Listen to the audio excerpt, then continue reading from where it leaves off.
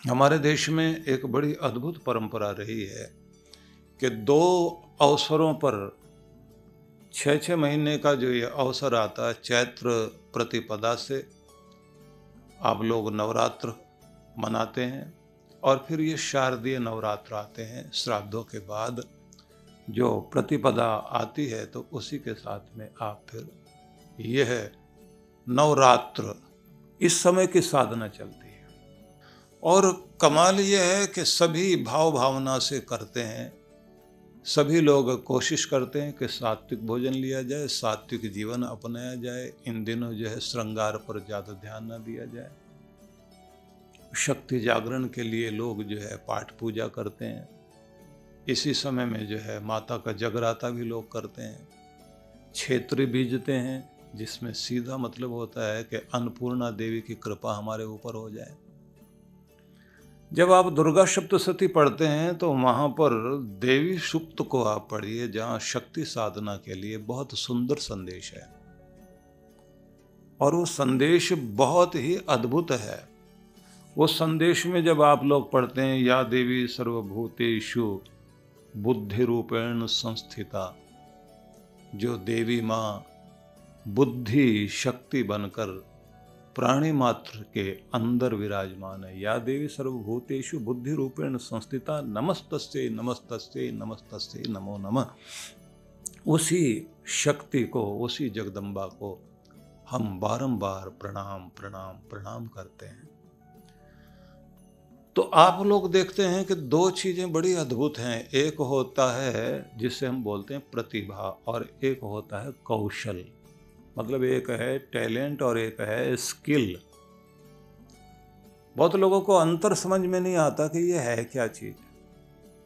Government ने तो skill development पर बहुत काम करना शुरू कर दिया। पूरे सब लोगों को कहते हैं कि अगर अपनी रोजी रोटी ठीक से कमानी है और अपने आप को तरक्की देनी है तो कौशल विकास पर ध्यान देना चाहिए, स्किल डेवलपमेंट पर ध्यान देना चाहिए। अब पूछा जाए टैलेंट अलग चीज़ है और स्किल अलग चीज़ है, तो दोनों में अंतर क्या है? तो सबसे पहले तो ये जान लीजिए कि टैलेंट, प्रतिभा आप अपने जन्मजात लेकर आते हैं। किसी को संगीत की रुचि शुरुआत से ही होती है। कुछ लोग शुरुआत से ही बहुत बहादुर होते हैं, खतरों का सामना करना जानते हैं। कुछ चित्रकला वाले लोग होते हैं। अलग अलग तरह की रुचियाँ और अलग अलग तरह का टैलेंट हर आदमी के अंदर जन्मजात होता है।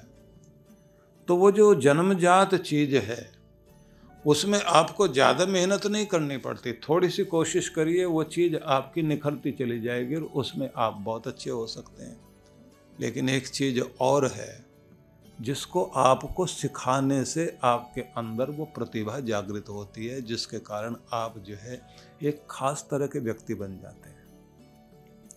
आइंस्टाइन ने एक बड़ी अद्भुत बात कही थी। उनका कहना था कि किसी भी व्यक्ति के पास टैलेंट केवल मात्र 2% है, 98% तो उसकी अपनी मेहनत है। मतलब आप जो है स्किल डेवलपमेंट उसके बाद करते हैं, अपने टैलेंट को विकसित करें या अपने अंदर कुछ सीखें।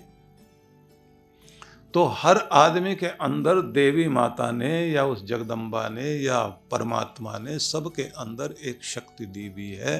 अगर आप उसका उपयोग करते हैं, उसको आप सीखते हैं, उसको आप निखारते हैं, गुरु की शरण में जाते हैं, क्योंकि सभी देवी देवताओं का और परमात्मा का प्रतिनिधि इस धरती पर गुरु है। और उसमें भी जब देवताओं के प्रतिनिधि के रूप में आप मानते हैं तो फिर वो छोटे छोटे लोग आ जाते हैं जो छोटा सा भी कुछ सिखाता है आपको। उसमें भी कुछ ना कुछ जो है दैवी शक्ति होती है। कोई बढ़ई का काम सिखा रहा है, कोई लोहार का काम सिखा रहा है, कोई खाना पकाना सिखा रहा है आपको। तो उनके अंदर भी इन देवों की शक्ति हल्की हल्की है। लेकिन जो आपको रोजी रोटी कमाने से लेकर के इस दुनिया में जीना सिखाए, इस लोक में भी सुखी कर दे, समस्याओं से आपको बचा दे और परलोक में भी आपको सुखी कर दे, सारे डर भय चिंता परेशानियों से मुक्त होकर अपने दुनिया के भ्रम से बाहर निकल सकें, तो उसके लिए माना जाता है कि सच्चिदानंद स्वरूप परमेश्वर का प्रतिनिधि इस धरती पर एक डिवाइन पावर बन करके सद्गुरु धरती पर होता है। और उस रिश्ते से जुड़ना बहुत महत्वपूर्ण होता है।